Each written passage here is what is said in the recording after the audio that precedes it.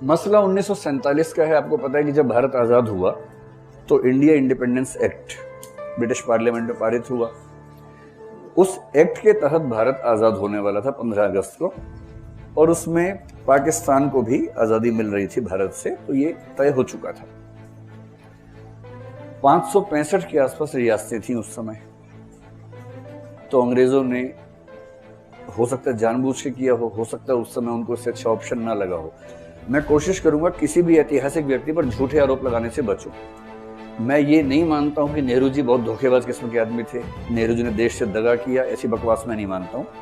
नेहरू जी शानदार आदमी थे, और कोई भी शानदार आदमी जब इतने बड़े फैसले करेगा, तो जो आदमी आप सोच के देखिए 1947 से 64 17 साल पीएम रहा हो, 17 साल पीएम रहने वाला आदमी, वो भी जब देश बहुत कठिन दौर में था, उससे गलती तो होगी एक आध।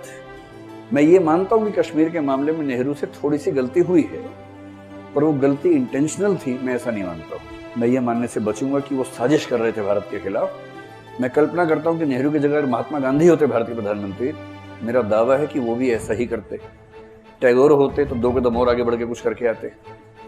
हाँ, पटेल होते तो शायद थोड़ा सा कुछ अलग फैसला होता, थोड़ा सा, ऐसा नहीं कि जमीन आसमान का चेंज आ जाता, थोड़ा सा अलग फैसला होता, क्योंकि पटेल की अप्रोच अलग थी।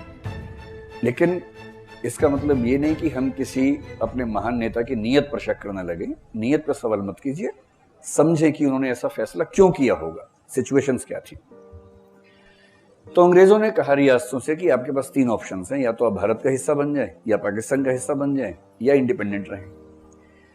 जो छोटी रियासतें थी उनकी तो इतनी हिम्मत थी ही नहीं, और ये अच्छा हुआ कि पटेल को ये काम दिया गया कि आप रियासत मंत्रालय के प्रमुख आप हों।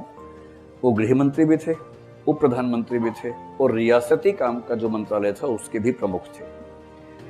वीपी मेनन उस समय हमारे एक बहुत बढ़िया सिविल सर्वेंट थे, उनको सचिव बनाया रियासत मंत्रालय का, और पटेल और वीपी मेनन ने मिलकर एक अभूतपूर्व काम किया, जिसके लिए उनकी जितनी प्रशंसा की जाए उतनी कम है। इटली का एकीकरण पढ़ा अपने इतिहास में, तो जो काम गैरिबाल्डी या मैजिनी वहां कर रहे थे, जो बिस्मार्क जर्मनी में कर रहा था, लगभग वही भूमिका पटेल की भारत में रही। और पटेल की रही का मतलब पटेल प्लस वीपी मेनन दोनों की भूमिका रही। और यदि पटेल वैसी भूमिका ना निभाते तो निश्चित रूप से आज हम बहुत सारे देश होते। मैं कई बार मजाक में कहता हूँ कि दिल्ली से पटना भी जाना होता तो हम 4 देश क्रॉस करके जाते, 4 जगह वीजा लेते, 4 जगह स्टैंप लगवाते, और हम कहते कि मैं अंतर्राष्ट्रीय यात्रा करके आया हूँ। और इंटरनेशनल ट्रेन थी जो भारत दिल्ली देश से निकलकर गाजियाबाद देश में घुसी, गाजियाबाद देश के बाद फिर वो इटावा देश से गुजरते हुए कानपुर और इलाहाबाद देशों से गुजरते हुए पटना देश में पहुंची। हम ऐसी बात कर रहे होते। हम ऐसी बात नहीं कर रहे हैं, तो इसका सारा श्रेय मुख्य रूप से एक व्यक्ति को जाता है, उसका नाम पटेल है। इसमें कोई संदेह की बात नहीं है। पटेल ने लगभग सारी रियासतों को मैनेज कर लिया, और वो मैनेज क्या करते थे, बात करते थे।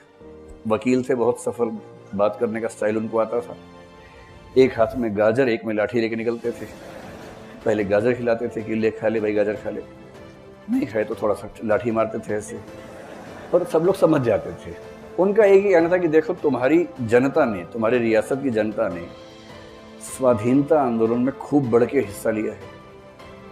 वो केवल अंग्रेजों से स्वाधीन नहीं होना चाह रहे, तुमसे भी होना चाह रहे हैं। तो या तो मान जाओ आराम से, नहीं तो विद्रोह करवाने में हमें 2 मिनट लगेंगे। जनता विद्रोह करेगी, आपके राजमहल के अंदर आएगी, फिर वो आपको साथ में उखाड़ के ले जाएगी। तो उससे बेहतर है कि आप चुपचाप मान जाएं और भारत का हिस्सा बन जाएं। पटेल ने यह भी समझाया कि जो 3 चीजें इंग्लैंड के पास थी, हम वही 3 चीजें आपसे मांग रहे हैं। हम कुछ और नहीं मांग रहे। हम डिफेंस मांग रहे हैं, विदेशी संबंध मांग रहे हैं, और संचार मांग रहे हैं। संचार का मतलब होता है जैसे नौसेना है, नौसैनिक परिवहन है, हवाई जहाज का परिवहन है, रेलगाड़ियां हैं, टेलीकम्युनिकेशन से, वो सब संचार में आता है। ये हिस्से हमें दे दो, बाकी तुम संभालो, क्या दिक्कत है। ये सब कहने की बात थी। ये सब कह के उनको मतलब फुसलाया गया। सब उनकी बात में आ गए। 1-2 ने कहा कि नहीं आएंगे बात में, भोपाल ने कहा बात में नहीं आएंगे, तो धमकाया तो वो भी कंट्रोल हो गया। त्रावणकोर ने कहा, कोचीन त्रावणकोर ने कहा, उसको भी धमकाया तो वो भी ठीक हो गया। मैं कहना चाह रहा हूं कि बहुत सारी धमकियों की वजह से भारत एक हुआ है। ऐसा नहीं कि सारा प्यार मोहब्बत से हो गया था। बहुत सारी धमकियां उस समय दी गई थी, और जैसे दाग अच्छे हैं वैसे धमकियां भी अच्छी हैं। अगर उससे एक देश का एक देश बनना संभव होता हो तो धमकियां ठीक हैं, ऐसा क्या है। 3 जगह मामला फंसा जो इतिहास में आप जानते हैं। एक फंसा जूनागढ़ में जो गुजरात के सौराष्ट्र का हिस्सा है, एक हैदराबाद में फंसा और एक फंसा जम्मू कश्मीर में। इसके अलावा एक बात और समझनी है कि जब अंग्रेज भारत से जा रहे थे तो क्या हो रहा था उस समय। भारत के हिस्से का एक बड़ा भाग कह सकते हैं कि अंग्रेजों के पास था और अंग्रेज उसको देके जा रहे थे, जिसको हम ब्रिटिश इंडिया कहते हैं, वो मिल रहा था हमें। भारत का ठीक ठाक हिस्सा 40% के आसपास रियासतों का हिस्सा था। रियासतें हमें मिल नहीं रही थी 15 अगस्त को। रियासतें हमारा हिस्सा बनेंगी या नहीं बनेंगी ये उनकी चॉइस थी। भारत की 5 टेरिटरीज फ्रांस के पास थी उस समय।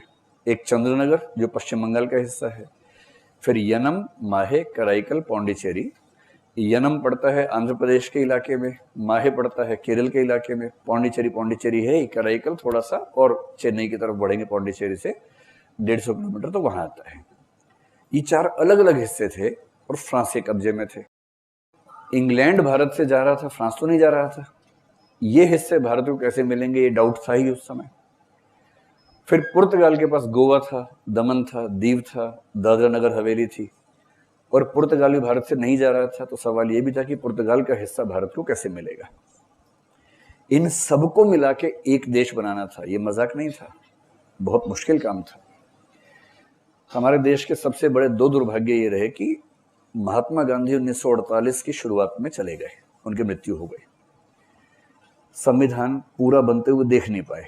अगर वो संविधान बनते हुए देख पाते तो शायद संविधान वैसा न होता जैसा आज है। कम से कम पंचायती राज केवल डीपीएसपी में ना होता, पंचायती राज की व्यवस्था पहले ही होती, जो 73वें 74वें संशोधन से बाद में हुई, शायद पहले ही हो जाती। दूसरा दुर्भाग्य ये रहा कि पटेल जो नेहरू से 14 साल बड़े थे उतने स्वस्थ नहीं थे। 1950 में उनकी मृत्यु हो गई। 50 दिसंबर में मुंबई में उनकी मौत हुई। पटेल का भारत का पीएम बनना तय ही था, हम सब जानते हैं, लेकिन उसके बाद भी गांधी जी ने इंसिस्ट किया कि पीएम नेहरू बने। क्यों किया, डिबेट है। मेरा ख्याल है कि इसके पीछे एक प्रैग्मेटिक बात ये थी, व्यावहारिक बात ये थी कि इस बात का अनुमान रहा होगा कि पटेल के पास समय बहुत ज्यादा नहीं है, नेहरू युवा हैं, तो संक्रमण काल में एक ऐसा व्यक्ति पीएम बने जो कम से कम 10-20 साल तक देश को संभाल सके। मेरा अनुमान है कि यह बात भी उनके मन में रही होगी। तो नेहरू पीएम बने। पीएम बनने के कुछ महीने में गांधी चले गए और लगभग 2 साल के बाद पटेल भी चले गए। यह अच्छा हुआ कि पटेल को 2 साल मिल गए। पटेल ने सब रियासतों को मैनेज कर लिया। आप सोचिए कि 565 में से पाकिस्तान के हिस्से को छोड़ भी दें, अगर 530-35 भी रियासतें हों, जो आदमी 530 में से 529 नंबर लाता हो उसको आप क्या रैंक देंगे। 2 मुश्किल प्रश्न आए थे उसके पेपर में, एक जूनागढ़ का, एक हैदराबाद का। उन मुश्किल प्रश्नों को भी सॉल्व कर ही लिया।